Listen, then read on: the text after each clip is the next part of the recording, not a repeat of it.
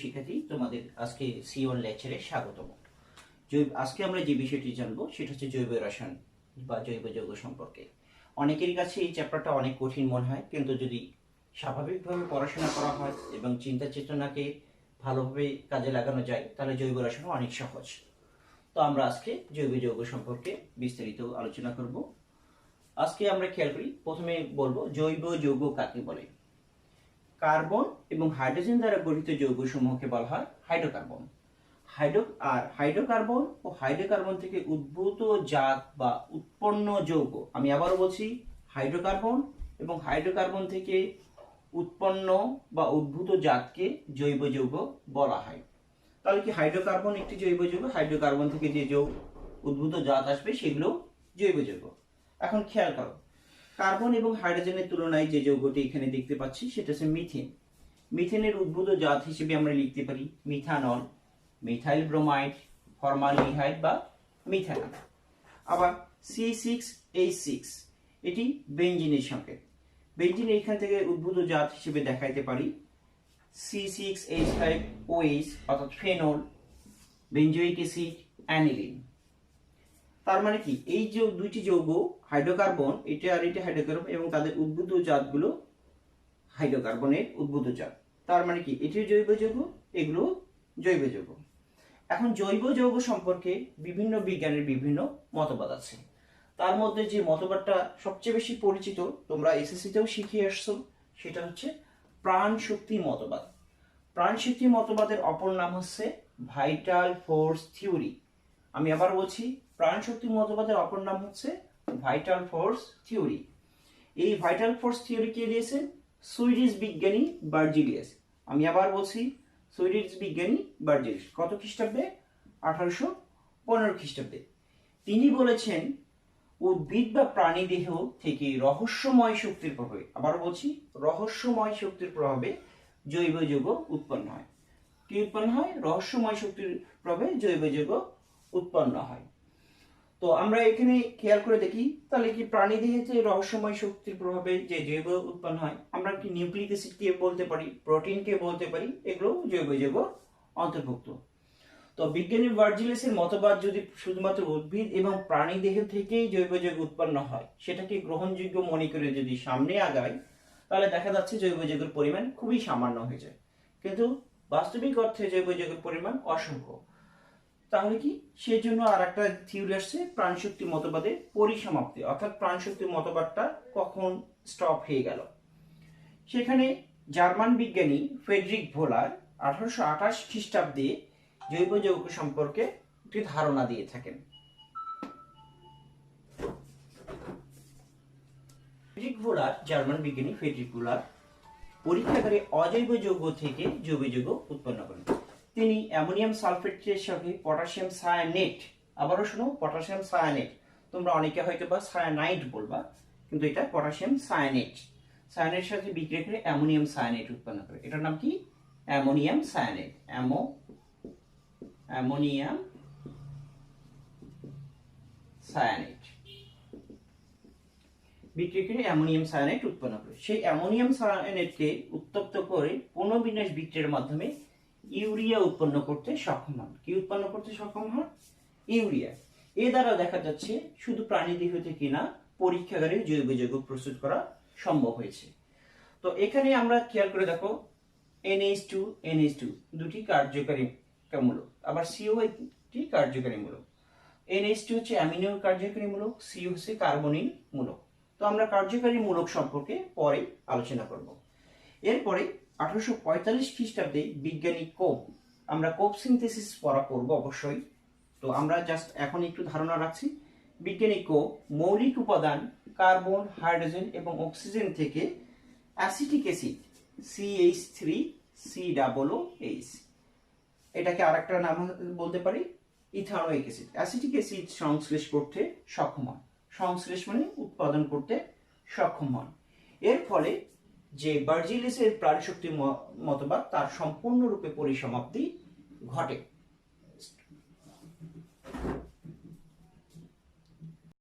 এখন জৈব যৌগের প্রাচুর্যের কারণ, আমরা পৃথিবীতে যত যৌগ আছে তার চেয়ে সবচেয়ে বেশি পরিমাণে যৌগ আছে জৈব যৌগ। আবার অন্যভাবেও যদি বলি, যতগুলো মৌলের যে যৌগ আছে তার চেয়ে বেশি যৌগ আছে কার্বনের।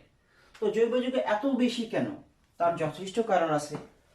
তার কারণের মধ্যে প্রথম কারণটাই হচ্ছে উল্লেখযোগ্য, যেটি হচ্ছে ক্যাটিনেশন।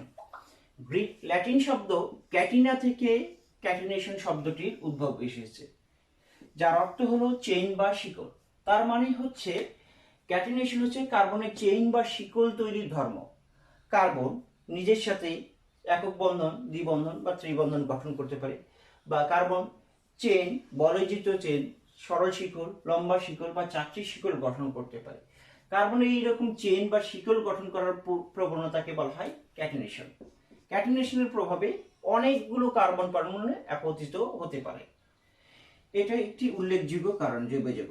পরবর্তীতে সমানুতা। সমানুতা শব্দ থেকে আমরা কিছু জিনিস জানি। সমান অণু, তার মানে কি আণবিক সংকেত এক হবে। আমি আবার বলছি, দ্বিতীয় পয়েন্টটি হচ্ছে সমানুতা। সমানুতা মানে হচ্ছে সমান অণু, তার মানে কি আণবিক সংকেত এক হবে, কিন্তু গাঠনিক সংকেত ভিন্নতার কারণে যৌগগুলোর ধর্ম ভিন্ন হবে। এর ফলে যে পরস্পরের মধ্যে যে সম্পর্ক সেটাই হচ্ছে সমাণু, আর এই ধর্মটাকে বলবো আমরা সমানুতা। আমি আবারও বলছি, একই আণবিক সংকেত কিন্তু ভিন্ন গাঠনিক সংকেত বিশিষ্ট যৌগকে পরস্পরের সমানুক বলে। কি বলে? পরস্পরের সমানুক বলে। এই ধর্মকে বলা হয় সমানুতা। একটু আমি সাধারণভাবে যদি একটু বলি, আমরা যারা বাচ্চা, আমাকেই যদি চিন্তা করি, আমি যখন ছোটবেলায় ছিলাম একটা শিশু, এরপরে যখন বড় হচ্ছি আমার গঠনগত পরিবর্তন আসতেছে, তার মানে কি আমার বৈশিষ্ট্যগত পরিবর্তন আসতেছে। এরপর একটা সময় আমি আরো বড় হয়ে যাচ্ছি, আবার গঠনগত বৈশিষ্ট্য পরিবর্তন আছে। তো এইরকম খেয়াল করে দেখি যে আমি একটা মানুষ, আমি কিন্তু ওই জায়গাতেই আছি, একজন মানুষ হিসেবে আছি, কিন্তু আমার প্রত্যেকটা স্টেজে গিয়ে, বয়স বৃদ্ধির সাথে সাথে স্টেজে গিয়ে আমার কিছু ধর্মের পরিবর্তন ঘটেছে। তাহলে কি আমি শিশুকালে যখন শিশু ছিলাম, বাল্যকালে বালক হওয়ার পরে বালক আর শিশুর মধ্যে যে ধর্ম সেটা হচ্ছে পরস্পরের সমানুক আমরা বলতে পারি, আর এই যে প্রবণতা সেটা হচ্ছে সমানুক। তো সিমিলারলি একটু খেয়াল করে দিই, C2H6O, C2H6O এটি একটি আণবিক সংকেত। এই সংকেত দ্বারা আমরা দুইটি যৌগকে দেখতে পাচ্ছি, একটা হচ্ছে ইথানল আর একটা হচ্ছে মিথক্সিমিথেন বা ডাইমিথাইল ইথার। আমি আবার বলছি, মিথক্সিমিথেন বা ডাইমিথাইল ইথার। একটু খেয়াল করে দেখো, এটি একটা সংকেত। এই সংকেত থেকে দুইটা যৌগকে দেখা যাচ্ছে, একটা হচ্ছে কি ইথানল আর একটা হচ্ছে মিথক্সিমিথেন বা ডাইমিথাইল ইথার। এখানে দেখো, এখানে দুইটি কার্বন আছে, এখানে দুইটি কার্বন আছে, এখানে হাইড্রোজেন 6টা আছে, এখানে 6টা আছে। সেম অ্যাজ এটার ক্ষেত্রেও একই রকম, অক্সিজেন একটা আছে, একটা আছে। তো এখানে যে সংকেতটার মধ্যে সংকেতটা একই, এখানে এই সংকেতের পরমাণুগুলো একই, কিন্তু তাদেরকে সাজানোর কারণে গাঠনিক সংকেতের পরিবর্তন ঘটল। এই গাঠনিক সংকেতের পরিবর্তন ঘটার কারণে তাদের ধর্ম এবং বৈশিষ্ট্যের পরিবর্তন কিছুটা ঘটে। এই জন্য এদেরকে পরস্পরের সমানুক বলা হয়। এরা পরস্পরের সমানুক। আর যে এই প্রবণতাকেই বলবো আমরা সমানুতা। সমানুতার ফলে অসংখ্য জৈব যৌগ প্রস্তুত করা সম্ভব হয়েছে।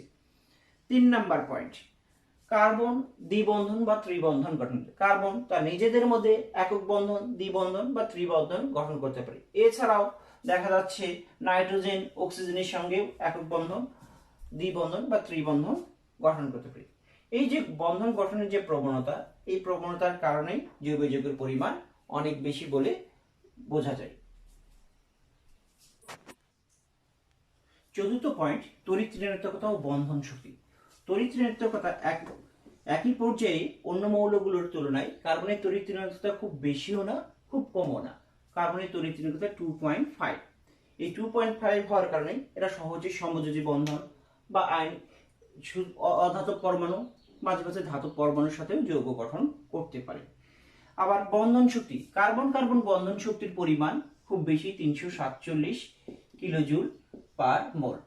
এই 347 কিলোজুল পার মোল হওয়ার কারণে যৌগের পরিমাণ অনেক বেশি। 5ম পয়েন্টে আসি, পলিমারকরণ বিক্রিয়া। পলি শব্দের অর্থে অনেক, আমরা পড়েছিলাম, ইংরেজিতে পড়েছিলাম মনোসিলেবাল, ডাইসিলেবাল, পলিসিলেবাল। তার মানে হচ্ছে পলি শব্দের অর্থে অনেক। আর মার শব্দের অর্থ হচ্ছে মার শব্দের অর্থ, এই যে মার শব্দের অর্থ হচ্ছে অণু বা একক, অণু বা একক। তাহলে পলিমার গুলো কি, অনেকগুলো অণু বা এককের সমন্বয়ে যে যৌগটা গঠিত হয় সেটা হচ্ছে পলিমার। তাহলে কি অনেকগুলো একক ইউনিটের সমন্বয়ে যে যৌগটা গঠিত হয় সেটা হচ্ছে পলিমার। তো আমরা একটু খেয়াল করে দেখি, এখানে ইথিলিনকে দেখতে পাচ্ছি বা ইথিনকে দেখতে পাচ্ছি। ইথিনের অসংখ্য অণু উচ্চচাপ এবং তাপমাত্রায় যে যৌগটি উৎপন্ন করে সেটা হচ্ছে পলিইথিলিন। কি, পলিইথিলিন। সংক্ষেপে আমরা বাজারে যেটা কি কিনতে পাই, পলিথিন।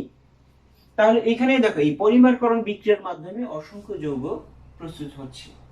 এখন তোমাদের জন্য একটা প্রশ্ন হলো, মিথেন জৈব যৌগ হলেও কার্বন ডাই অক্সাইড জৈব যৌগ নয়, ব্যাখ্যা করো। আমি আবারও বলছি, মিথেন জৈব যৌগ হলেও কার্বন ডাই অক্সাইড জৈব যৌগ নয়। আমরা এখন জৈব যৌগ শ্রেণী বিভাগ সম্পর্কে আলোচনা করব। তো আমরা সহজ একটা জিনিস বলে নিই, প্রস্তুত পদ্ধতির উপর ভিত্তি করে জৈব যৌগকে দুই ভাগে ভাগ করা হয়। একটা নেচারাল, যাকে বলা হয় প্রাকৃতিক, অর্থাৎ প্রকৃতি থেকে যে প্রাপ্ত জৈব যৌগ সেগুলোকে বলা হয় প্রাকৃতিক। আর একটা হচ্ছে সিনথেটিক বা হচ্ছে উদ্ভিদজাত, অর্থাৎ তৈরি করা হয় যেটাকে বলা হয়। প্রাকৃতিকদের মধ্যে উদাহরণ হচ্ছে স্টার্চ, আমরা যেটা খাই, সুক্রোজ, চিনি। এছাড়া সিনথেটিকের মধ্যে আমরা দেখতে পারি ইউরিয়া, পলিইথিলিন, অসংখ্য আছে। আমরা একটু আগে জানলাম যে জৈব যৌগ সিনথেটিক এবং নেচারাল, অর্থাৎ প্রাকৃতিক এবং হচ্ছে সিনথেটিক বা হচ্ছে কৃত্রিম।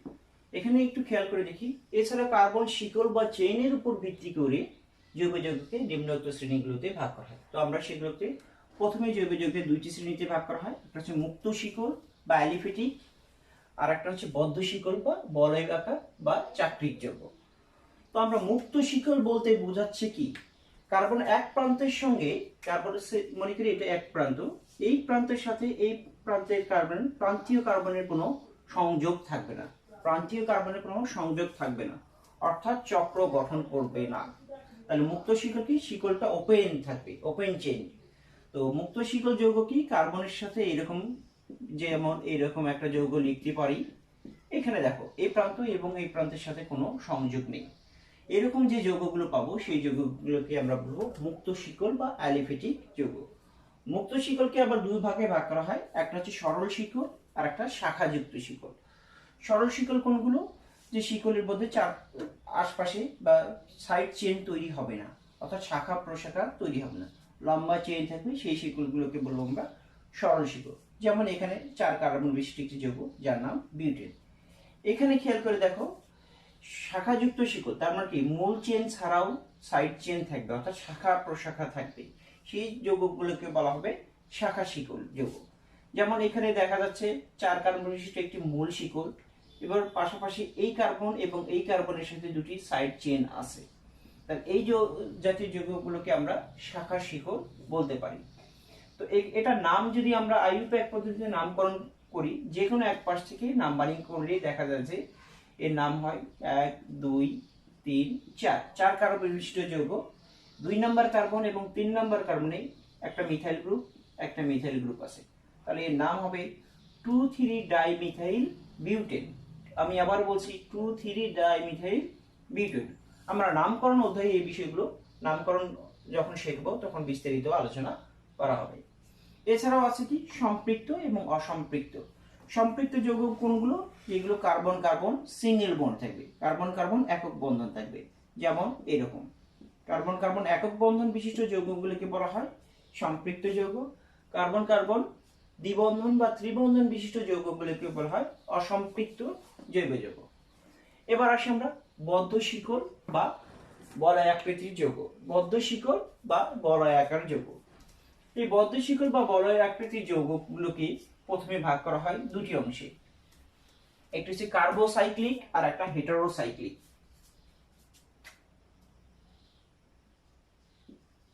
একটা হচ্ছে কার্বোসাইক্লিক আর একটি হচ্ছে হেটারোসাইক্লিক। কার্বো এখান থেকে আমরা একটা শব্দ পাচ্ছি কার্বন, তার মানে চক্রের মধ্যে কার্বন থাকবে এবং কার্বনের সাথে কার্বনের চক্র হবে। এখানে কি বলছি যে কার্বোসাইক্লিক আর হেটারোসাইক্লিক। এখানে কার্বোসাইক্লিক বলতে বোঝানো হচ্ছে কার্বনের সাথেই কার্বনের চক্র গঠন করবে। তাহলে দেখো, অর্থাৎ সাইক্লিক গঠন করবে, অর্থাৎ সাইকেল গঠন করবে বা বলয় গঠন করবে। তো এই কার্বোসাইক্লিক যৌগ তাহলে আমরা লিখতে পারি এইরকম CH2 CH2 CH2। এটার নাম হচ্ছে, দেখো এদের ধর্ম এবং বৈশিষ্ট্য অ্যালিফিটিক যৌগের মতো, এদের ধর্ম এবং বৈশিষ্ট্য অ্যালিফিটিক যৌগের মতো, অর্থাৎ মুক্ত শিকল যৌগের মতো, কিন্তু চক্র গঠন করে। একটু খেয়াল করে দেখো CH2 CH2 CH2, এখানে কয় কার্বন আছে? 3 কার্বন। এই 3 কার্বন বিশিষ্ট যৌগগুলোকে বলা হয় প্রোপেন, কিন্তু যেহেতু একটা চক্রের মধ্যে আছে তাই এর নাম হবে সাইক্লোপ্রোপেন। কি নাম হবে? সাইক্লোপ্রোপেন। আবার এখানে খেয়াল করে দেখো অ্যালিসাইক্লিকেরই আরেকটা, যেটা কার্বোসাইক্লিকেরই আরেকটা উদাহরণ দেখো, অ্যালিসাইক্লিক, অর্থাৎ অ্যালিফিটিক যৌগের মতো বৈশিষ্ট্য থাকবে, সেগুলো হলো অ্যালিফিটিক বা অ্যালিসাইক্লিক যৌগ। কার্বোসাইক্লিক যৌগ কোনগুলো? যে কার্বনের সাথে কার্বনের চেইন থাকবে বা চক্র গঠন করবে, সেই যৌগগুলো বলা হবে কার্বোসাইক্লিক। এই কার্বোসাইক্লিক যৌগ আবার দুই ভাগে ভাগ করা হয়, একটা অ্যালিসাইক্লিক আর একটা অ্যারোমেটিক। অ্যালিসাইক্লিক কোনগুলো? যাদের ধর্ম বৈশিষ্ট্য অ্যালিফিটিক যৌগের মতো। কার মতো? অ্যালিফিটিক যৌগের মতো, তাদেরকে বলা হয় অ্যালিসাইক্লিক। যেরকম সাইক্লোপ্রোপেন, এটা যদি 3 কার্বন আলা হয় সাইক্লোপ্রোপেন, এটা হচ্ছে 4 কার্বন বিশিষ্ট, তাহলে সাইক্লোবিউটেন। এছাড়া আরেকটা আছে, সেটা হচ্ছে অ্যারোমেটিক যৌগ। এখানেও চক্রের মধ্যে কার্বন ছাড়া অন্য কোনো কিছু নাই, তার মানে এটা কার্বোসাইক্লিক যৌগ। এর নাম হচ্ছে বেনজিন, এর নাম হচ্ছে নেপথালিন। এদের অ্যারোমেটিক যৌগ সম্পর্কে আমরা বিস্তারিত আলোচনা করব এর পরবর্তীতে। আমরা আপাতত বুঝে নিই যে বেনজিন বা বেনজিন লাইক যৌগগুলোকে বলা হয় অ্যারোমেটিক যৌগ। এই যে বেনজিন এবং বেনজিন লাইক বা বেনজিনের মতো স্ট্রাকচার বিশিষ্ট যৌগকে বলা হয় অ্যারোমেটিক যৌগ। এবার হচ্ছে হেটারোসাইক্লিক।